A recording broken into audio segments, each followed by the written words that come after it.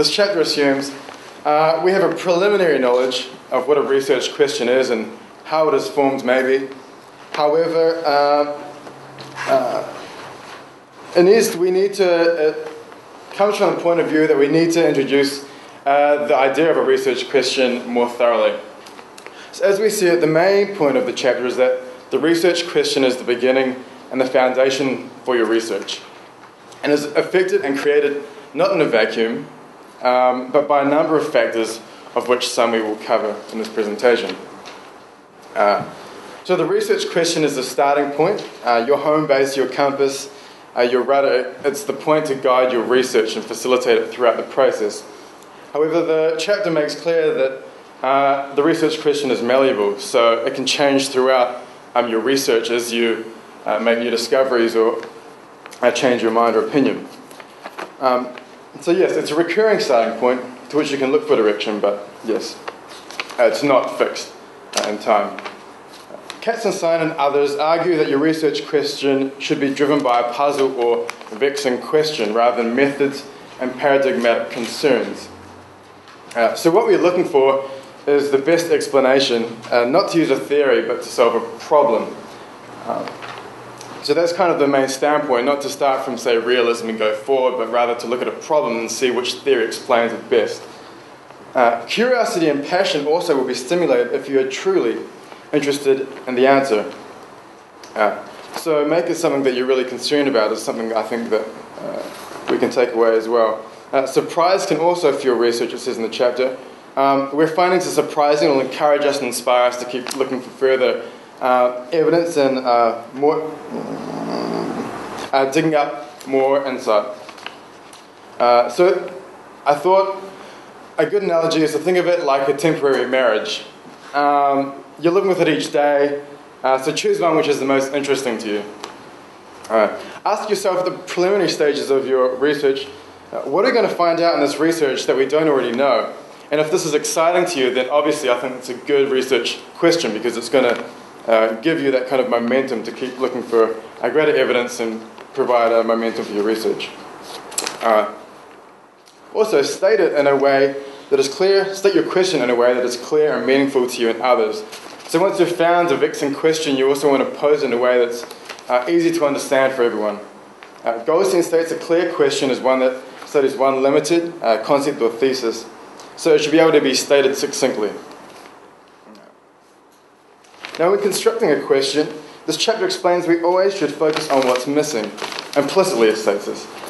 So a paradigm-based question may be fine, but many paradigms make false or unproven assumptions. So, for example, gender injustices are often overlooked in many areas of global politics. So part of interesting research is being able to unveil concealed phenomena, excluded or treated unfairly by most or conventionally, and putting forward arguments for why this is actually important. Feminist research has succeeded because it looks towards the margins for what's missing, taking account of the silenced and neglected topics by reconceiving an idea from a feminist point of view. Gender-based research has been a goldmine because it analyzes something not currently expressed as reality in many areas of political analysis. The example of the sex industry and military relations between countries is an example of using phenomena, a new phenomena, to explain existing military relations, which was, very interesting. Now, in order to do this, maybe you're quite stumped, but what we encourage is, the book encourages us to have an engagement in the world, which can reveal new research questions and help find new connections. James Scott argues here that sticking with orthodoxy will merely stimulate its reproduction. So if you start from a realist point of view, with these kind of phenomena in your mindset, maybe you're just going to reproduce it and continue it. So we're encouraged to spark our imagination by reading scholarly and non-scholarly articles, sources, and media. So once you've found this puzzle, you also want to make sure that your argument has weight. You make a question important by showing it's relevant or the best argument, as this chapter says. We highly recommend a literature review, as it makes sure you're not reinventing the wheel and gives you familiarity with all the relevant positions on the topic prior. And if your a research question is on something new, you also want to make sure that you're using clear methodology and analysis to justify your argument to the social science community. As good scholars, we should be able to argue why their research question is a vexing problem or question in the first place and why. So pragmatically, a good example would be to ask and talk to your friends, to family and another peer or peers in this community so that you can explain your question and know that you've explained it succinctly. Also, continuing on from where Dane left, another interesting issue that has been raised by this chapter is also the matter of question generation. The book postulates that the generation of questions and hypotheses is seen as outside of conventional science itself. The chapter makes a quick review of the conventional philosophy of science on question generation, and Popper argues ideas come from everywhere and anywhere. It doesn't really matter where they come from, so long as it's generated and is somewhat relevant. The problem with this sort of argumentation is that it overlooks the ethical and normative issues of raised by the choices of research questions. Now, is this really a serious problem?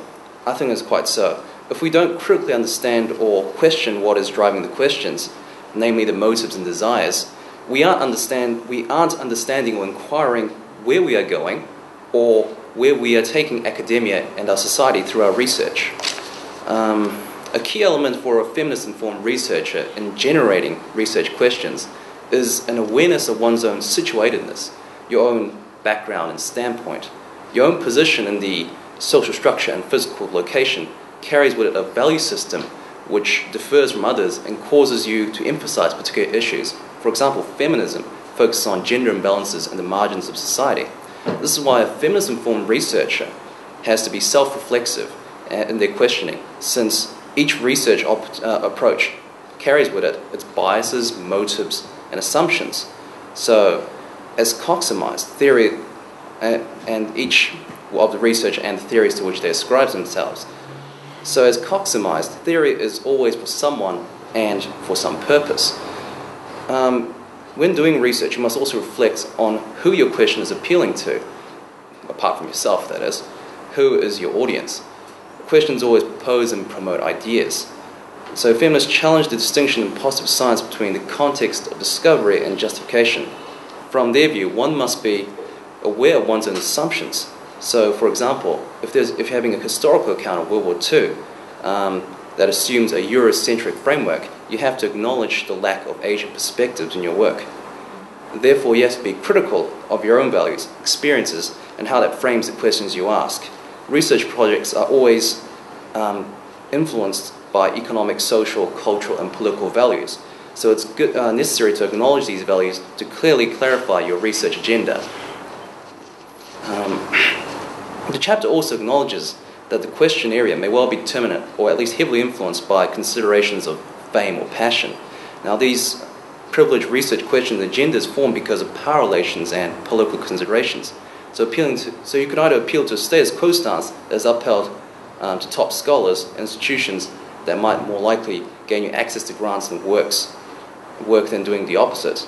Now, as a student, should you appease the status quo or go somewhere else where success and status is not as much guaranteed? The book advises you that you should look to new fields where you can make an original contribution. This is more likely in new fields rather than a crowded field within a hot topic. But it does say that if you have an insight that is worth writing about, do it. It's also necessary to think of the ideal desired outcome after the question has been raised, and answers especially among target readership. Who benefits has to do with who the question relates to. So, for example, this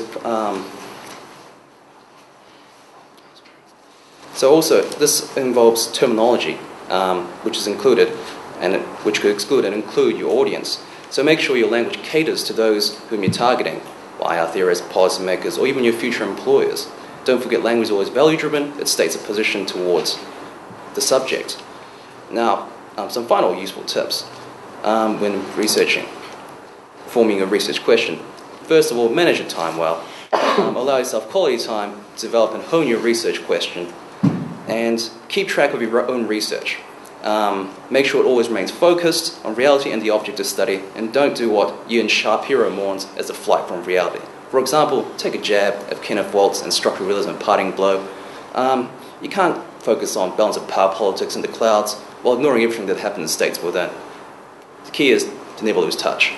So hopefully, the points we have made in reviewing this chapter have been helpful to you all and will be of some benefit in upcoming research papers, essays, and dissertations.